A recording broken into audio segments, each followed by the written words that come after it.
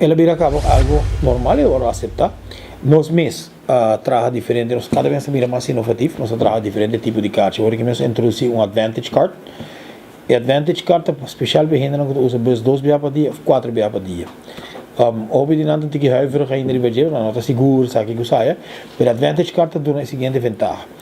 E ainda que usa 2 via por dia, não está charge 100 florin, não está 50 trip, que em vez de pagar 2,50, que é tarifa normal, um smart card normal, não está pagar 2 florin só. Pero, é tamará na 35 dias, que eu usa em 35 dias. Gente que normalmente usa 2 via por dia, fácil é usar em 20 e pico dias, que é claro, o bilhete.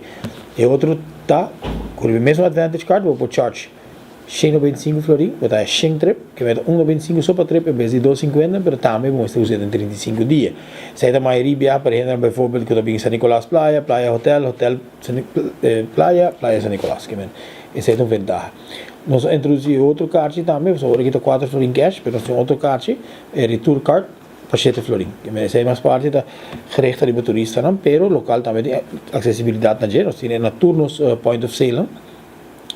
E está dando inventado, que dá florin menos para começar, não? Então se eu uso o card para buy bem, nós temos dag pass, também, é $10, é mais popular que turista, não? E nós temos baby beach for the playa, que dá $8. E não tem card novo, não vamos introduzir, vanaf 7 de abril.